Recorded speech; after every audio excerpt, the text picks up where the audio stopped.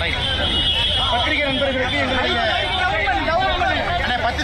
எங்களுடைய காலை வணக்கத்தை தெரிவித்துக் கொள்கின்றோம். இன்று நீதிமன்றத்தில் திராவிட முன்னேற்ற கழகத்தினுடைய அமைப்புச் செயலராக இருக்கக்கூடிய திரு RS பாரதி அவர்கள் ஜூன் மாதம் 23ஆம் தேதி நம்முடைய கள்ளக்குறிச்சியில இல்லீகல் ஊச் டிராஜடி விஷச்சாராயம் கள்ளச்சாராயம் இதையெல்லாம் அருந்தி கிட்டத்தட்ட 65 பேர் இன்னைக்கு இறந்திருக்கிறாங்க. 23/6/2024 RS பாரதி அவர்கள் ஒரு பத்திரிகையாளர் சந்திப்பில் என்ன சொன்னாங்கன்னா, இதற்கு காரணம் அண்ணாமலை, அதாவது நான் அண்ணாமலையினுடைய கான்ஸ்பிரசி, அதாவது கூட்டுச்சதி சதி செய்து எங்கேயோ ஒரு இடத்துல இருந்து கள்ளச்சாராயத்தை கொண்டு வந்து அதை கள்ளக்குறிச்சியில் நம்ம கொடுத்துருக்கோம், அதனால மக்கள் இறந்துட்டாங்க அப்படின்னு அமைப்பு செயலாளர் திரு RS பாரதி அவர்கள் சொன்னாங்க. அவர்கள் சொன்னது எனக்கு பெரிய ஒரு துக்கத்தை உண்டாக்கி இருக்கிறது. காரணம், தமிழகத்திலே ஒரு அரசியல் மாற்றம் வர வேண்டும் என்பதற்காக நாம் போராடி கொண்டிருக்கின்றோம். அரசியலுக்கு 3 ஆண்டு காலமாக யாரு மேலேயும் கூட இதுவரைக்கும் ஒரு டிஃபமேஷன் கேஸ் கொடுக்கல. எத்தனையோ பொய்ய பேசியிருக்கிறாங்க, எத்தனையோ அவதூறு பேசியிருக்கிறாங்க. எப்பொழுதும் கூட டிஃபமேஷன் கேஸ் கொடுக்காம 3 ஆண்டுகள் கழித்து எதற்கு கொடுக்க வேண்டும் என்றால், RS பாரதி அவருடைய பேச்சு எல்லையெல்லாம் தாண்டி சென்று விட்டது. எல்லையெல்லாம் தாண்டி ஒரு மனிதன், ஒரு சீனியராக இருக்கக்கூடிய ஒரு மனிதன் 80 வயசுக்கு மேல கிட்டத்தட்ட 60 ஆண்டு காலம் அரசியலை பார்த்திருக்கக்கூடிய RS பாரதி அவர்கள் திராவிட முன்னேற்ற கழகத்தினுடைய காலம் முடிந்து விட்டது என்பதை முழுமையாக தெரிந்த பிறகு அவருடைய வாயில அந்த அவதூறு பேச்சுக்களும் பொய் பேச்சுக்களும் அதிகமா வர ஆரம்பிச்சிருக்கு. அதனுடைய வெளிப்பாடாகத்தான் இந்த கள்ளச்சாராய சாவு நான் தான் காரணம், பிளான்ட் கான்ஸ்பிரசி அப்படிங்கிற வார்த்தையை பயன்படுத்தினாங்க. ஆனால் மாண்புமிகு நீதிமன்றத்தில் நீதிபதி அவர்கள்ட்ட டிஃபமேஷன் சூட், மான நஷ்ட வழக்கு இன்னைக்கு நாம கொடுத்திருக்கோம். 1 கோடி ரூபாய் நஷ்டீடு கேட்டிருக்கோம். இந்த 1 கோடி ரூபாயும் RS பாரதி அவர்களிடமிருந்து பெற்று கள்ளக்குறிச்சியில குடியால் பாதிக்கப்பட்டவர்களுக்கு அவர்களுக்கு அங்கேயே ஒரு முகாம் அமைக்க போறோம். அதான் நம்முடைய நோக்கம். அதனால் இந்த கேஸை கம்பீரமா எடுத்து நடத்தணும் அப்படிங்கறத தெளிவா இருக்கும். இரண்டாவது, RS பாரதி அவர்கள் மீது சட்ட ரீதியாக நடவடிக்கை எடுக்கப்பட வேண்டும். கிரிமினலா அவர் மேல ஆக்ஷன் எடுக்கணும். அவர் பேசியிருக்கக்கூடிய அந்த தவறான வார்த்தைக்கு அவர் மீது சட்ட ரீதியான நடவடிக்கை நீதிமன்றம் எடுக்க வேண்டும் என்பதையும் வலியுறுத்தி மாண்புமிகு நீதிபதி அவங்ககிட்ட இன்னைக்கு கொடுத்திருக்கோம். இன்னி ப்ராசஸ் ஆரம்பிச்சிடும். இனி RS பாரதி அவர்களுக்கு போக வேண்டிய சம்மன் எல்லாமே இனி ஆரம்பிச்சிடும். ஆனா இந்த கேஸை கடைசி வரை எடுத்துட்டு போய் இதிலே RS பாரதி அவர்களுக்கும் திராவிட முன்னேற்ற கழகத்துக்கு வேணா, இத்தனை காலமா தமிழ்நாட்டில் யாராவது பேசுறாங்கன்னா திட்டி பேசி அரசியல் பண்ணிட்டு இருக்காங்க. பயந்து போய் சாமானிய மக்கள் திமுகவை யாரும் எதிர்ப்பது கிடையாது. நமக்கு எதுக்கு வம்புன்னு ஒதுங்கி போயிடுவாங்க. ஆனா இந்த விஷயத்துல திராவிட முன்னேற்ற கழகமாக இருக்கட்டும், RS பாரதியாக இருக்கட்டும், நிச்சயமாக நாங்கள் சிறைக்கு அனுப்பத்தான் போகின்றோம். அவர்களிலிருந்து வசூலிக்கப்படக்கூடிய அந்த மான நஷ்ட தொகையும் கூட கள்ளக்குறிச்சியிலே போதையால் பாதிக்கப்பட்டவர்களுக்கு ஒரு மறுவாழ்வு சிகிச்சை மையமாக அமைக்கவும் என்பதையும் கூட எங்களுடைய அபிடவிட்ல சொல்லியிருக்கோம். அப்புறம் கேஸ் நடக்கும். வருகின்ற காலத்தில் பத்திரிகை நண்பர்களுடன் சந்திக்கத்தான் போறோம். வேற ஏதாவது கேள்வி இருந்தா கேளுங்கன்னா பதில் சொல்றோம்.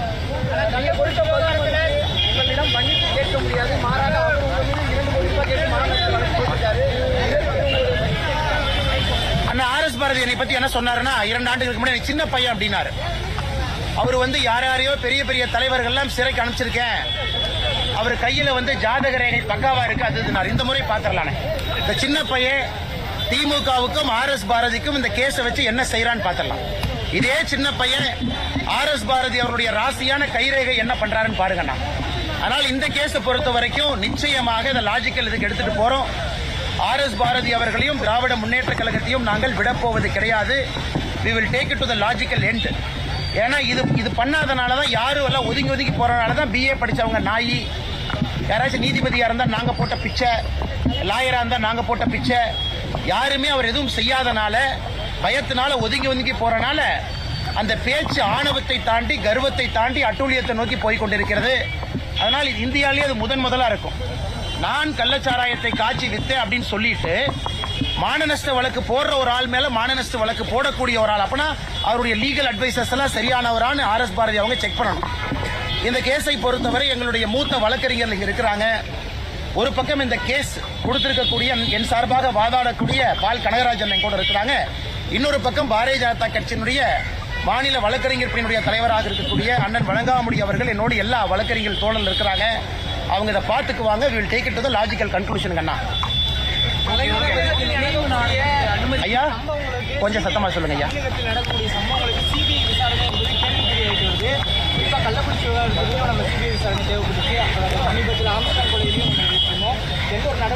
அண்ணா ஆமாண்ணே, எந்த நடவடிக்கை எடுக்கல. காரணம் முதலமைச்சர் மடியில கனம் இருக்கிறனால தான் இந்த சிபிஐ கொடுத்திருக்கக்கூடிய ப்ராசிக்யூஷன் சாங்ஷன் அதையே வித்ட்ரா பண்ணிருக்காரு. முதலமைச்சருக்கு தைரியம் இருந்தா அந்த ப்ராசிக்யூஷன் சாங்ஷன் வித்ட்ரா பண்ணதை திரும்ப ரீஇன்ஸ்டேட் பண்ணட்டும்.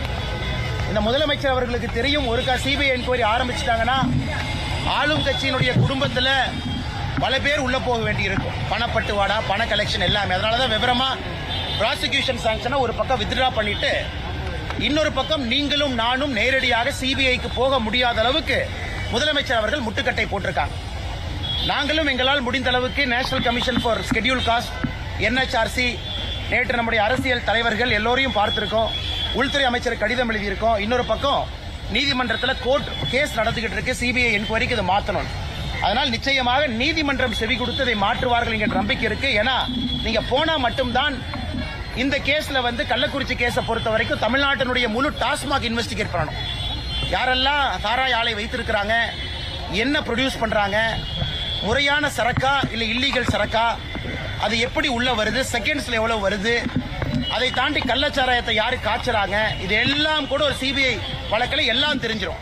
அதனால் திமுக பயப்படுகின்றது, கொடுப்பதற்கு தயாரா இல்லை. ஆம்ஸ்ட்ராங் அவர்களை பொறுத்தவரை திரும்ப திரும்ப நாங்கள் கேட்பது, பகுஜன் சமாஜ்வாடி கட்சி எங்கள் கூட்டத்தில் இருக்கக்கூடிய கட்சி இல்ல, நேரு சித்தாந்தத்தில் இருக்கக்கூடிய கட்சி. மாயாவதி அவங்க கேட்கிறாங்க, அண்ணன் திருமாவளவன் அவர்கள் உண்மையான வழக்கறிஞர்களை, உண்மையான குற்றவாளிகளை கைது பண்ணலின்னு திருமாவளவன் அவங்க சொல்றாங்க. இதெல்லாம் தொடர்ந்து திராவிட முன்னேற்ற கழகத்தினுடைய கூட்டத்தில் இருக்கக்கூடிய கட்சிகள் எல்லாம் பேசும் பொழுது மற்ற எதிர்க்கட்சி நண்பர்களும் கேட்கிறாங்க சிபிஐ என்கொயரி வேணும். இதிலே முதலமைச்சர் முட்டுக்கட்டையாக இருப்பதற்கான மர்மம் என்ன, காரணம் என்ன அப்படிங்கறது அவர் தான் சொல்லணுங்க. கலைஞருடைய நினைவு நாணயத்துக்கு மத்திய அரசு அனுமதி வழங்கியிருக்கிறாங்க. ஆனா மத்திய அரசை பொறுத்தவரை நாங்க அனுமதி வழங்காம இருப்போங்கண்ணா. நாங்க எல்லாத்துக்கும் அனுமதி கொடுக்கத்தான் போறோம். மத்திய அரசை பொறுத்தவரை யாரையுமே இவங்க சொல்றது போல தமிழ்நாட்டினுடைய வளர்ச்சிக்கோ எங்கேயும் தடையாக இருந்ததில்லை. அதே போல முறைப்படி தமிழக அரசு ஒரு விஷயம் கேட்கறாங்கன்னா கூட அதற்கும் தடையாக மத்திய அரசு எங்கேயும் இருந்ததில்லை. மத்திய அரசு எங்க இருந்திருக்காங்கன்னா, ஆனா இவங்க கலைஞர் நினைவகத்துக்கு பர்மிஷன் வாங்கிக்குவாங்க. வாங்கிட்டு 2 நாள் கழிச்சு மத்திய அரசு தமிழகத்திற்கு விரோதம் பண்ணுது, எங்களுக்கு எதுவுமே பர்மிஷன் கொடுக்க மாட்டாங்க அப்படின்னு கதை விடுவாங்க. அதான் திமுகவினுடைய போலி முகத்திரை. மத்திய அரசை பொறுத்தவரை எங்கேயும் தமிழக அரசு எடுத்திருக்கக்கூடிய முடிவுகளுக்கு நேர் எதிராக எங்கேயுமே இல்லை, எல்லா இடத்துலயும் சப்போர்ட் பண்ணிட்டு தான் இருக்காங்க. இவர்கள் ஊழல் செஞ்சு தமிழகம் வளராமல் இருப்பதுக்கு நாம என்ன பண்றதுங்கண்ணா? ஏங்கண்ணா வேறங்கண்ணா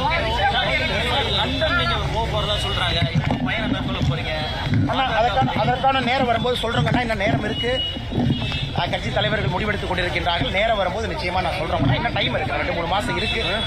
போகும்பொழுது கட்டாயமா உங்கள்கிட்ட சொல்றேன். விக்கிரவாண்டியில் இருக்கக்கூடிய எல்லா அன்பு மக்களுக்கும் கூட எங்களுடைய வேண்டுகோள், எல்லாரும் வாக்களிங்க. அன்னைக்கு நான் ஒரு மாநில தலைவராக அது வாக்கு சேகரிக்க கூடாது, எல்லாரும் வாக்களியுங்க.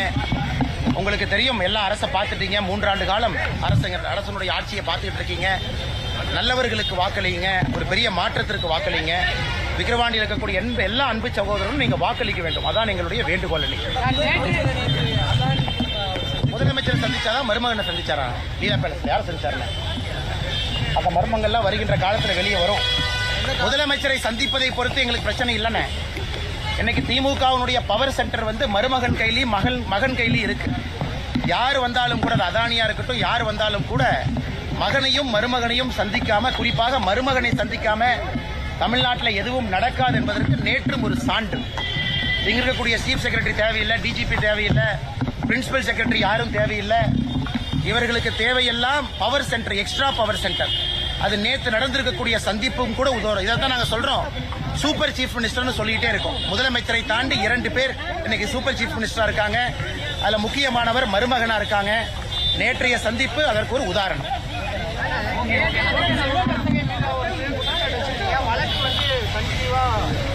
ஆனா செல்வ பெருந்தகை அவர்களை பொறுத்தவரை நான் இந்த பிரச்சனையை ஆரம்பிக்கல. செல்வ பெருந்தகை அவர்கள் 2 நாட்களுக்கு முன்பு பத்திரிகை நண்பர்களை பார்த்து பிஜேபியில ரவுடி சேர்றாங்க. அப்ப செல்வ பெருந்தகை அவர்களுடைய வரலாறை சொல்ல வேண்டிய கட்டாயம் எனக்கு இருக்கு. இந்தியால காங்கிரஸ் கட்சியை பாருங்க, 1885 ஆரம்பிச்ச கட்சி. எங்கேயாச்சும் ஒரு இடத்துல குண்டாஸ் ஆக்ட்ல கைது செய்யப்பட்டு சிறையிலிருந்து வெளியே வந்த ஒருவர் காங்கிரஸ் கட்சியினுடைய மாநில தலைவராக இருக்கிறாருன்னு இந்தியா முழுவதும் பாருங்க, தமிழ்நாட்டில் மட்டும்தான். ஆடிட்டர் பாண்டியனுடைய கொலை வழக்கு எல்லோருத்துக்குமே தெரியும். அங்க செல்வ பெருந்தை அவர்களை கைது செய்ய போகும்பொழுது குதிச்சு காலை உடைச்சுக்கிட்டது எல்லாத்துக்கும் தெரியும். இன்னைக்கு பசுந்தோல் போத்திய புலியாக நான் காந்தி வழியில வந்தேன், நான் நல்லவன் சொல்லும் பொழுது வேறு வழி இல்லாமல் எல்லா கேஸையும் வெளியிட வேண்டிய காரணம், நிர்பந்தம். இன்னொரு பக்கம் RSS போட்ட வழக்கு, இங்க பாருங்க, அவர் மீது குண்டாஸ் ஆக்ட் சட்டம் போட்டது மாண்புமிகு புரட்சி தலைவி அம்மா செல்வி ஜெயலலிதா அவருடைய ஆட்சி காலத்தில் இங்கே குண்டாஸ் ஆக்டுடைய சட்டம் இங்கே போடப்பட்டது. ஆனா இன்னைக்கு எவ்வளவு சூப்பரா சொல்றாங்கன்னா, இதுக்கு RSS காரணமா, மத்திய அரசு காரணமா, ஒரு CBI கேஸ் இருக்கு, prevention of money laundering act case இருக்கு, 307 இருக்கு, இதே போன்ற பல வழக்குகள். குண்டா சட்டத்தில் உள்ள போனவங்க, நான் சொல்வது நேர்மையா பேசுறேன். நீங்க பாரதிய ஜனதா கட்சியில ரவுடிகள் சேர்றாங்கன்னு நீங்க சொன்னதற்காக செல்வ பெருந்தகை எப்படிப்பட்ட மனிதர் என்று சொல்ல வேண்டிய கட்டாயம் இருக்கு. இல்ல என்ன சொல்றாரு, போய் என்னை ரவுடின்னு சொல்லிட்டு நான் கோர்ட்டுக்கு போறேன். கோர்ட்டுக்கு வாங்க, பாத்துக்கலாம். லண்டன்ல நீங்க இன்வெஸ்ட் பண்ண பணம் எல்லாம் நான் கொண்டு வர்றேன், எங்கேயும் விட போறது கிடையாது. தமிழகத்தில் இதான் என் தலைவிதினா நான் கையில் எடுக்க தயாரா இருக்கேன். இந்த மாதிரி ஒருத்தரையும் சண்டை போட்டு தான் தமிழகத்தினுடைய அரசியல் திருந்தும் என்றால் என்னை அர்ப்பணிப்பதற்கு தயாராக இருக்கின்றேன். ஆனால் செல்வ பெருந்தை அவர்கள் கோர்ட்டுக்கு போகும்பொழுது இன்னும் பல விஷயம். ரிசர்வ் பேங்க் ஆஃப் இந்தியால கடைநடை ஊழியனாக இருந்த செல்வ பெருந்தை அவர்கள் இன்னைக்கு லண்டன்ல என்னெல்லாம் வாங்கியிருக்காங்க, அவருடைய மனைவி பேர்ல என்ன இருக்கு, எவ்வளவு பெருந்தொகை கைமாறி இருக்கு, ஆடிட்டர் பாண்டியன் அவர்கள் வழக்கில் எதற்காக கொலை செய்யப்பட்டார், எதற்காக அவங்க மாத்தி கோர்ட்ல மாத்தி சொன்னாங்க, அது எல்லாத்தையும் நம்ம பேசுவோம். தமிழக மக்கள் இதை தெரிஞ்சுக்கணும். ஒரு மாநில கட்சி, காங்கிரஸ் கட்சி, மாநில தலைவர், தேசிய கட்சியினுடைய மாநில தலைவர் காங்கிரஸ் கட்சி, அதனுடைய தலைவர் எப்படி இருக்காங்க தமிழக மக்களுக்கு தெரியணும். மாநில கட்சிகளுடைய தலைவர்கள் எப்படி இருக்காங்க மக்களுக்கு தெரியணும். அதுக்கு பொறுத்து தான் மக்கள் ஓட்டு போடணும். அதனால் என் மீது என்ன சொன்னாலும் சரி, இது போன்ற எத்தனை வழக்குகள் வந்தாலும் சரி, நான் தெளிவாக இருக்கின்றேன். இது போன்ற மனிதர்களை வெட்ட வெளிச்சமாக மக்களிடம் படம் பிடித்து காட்ட வேண்டும் என்பதில் தெல்ல தெளிவா இருக்கும். என்ன வந்தாலும் பார்த்துக்கலாங்க. நன்றி.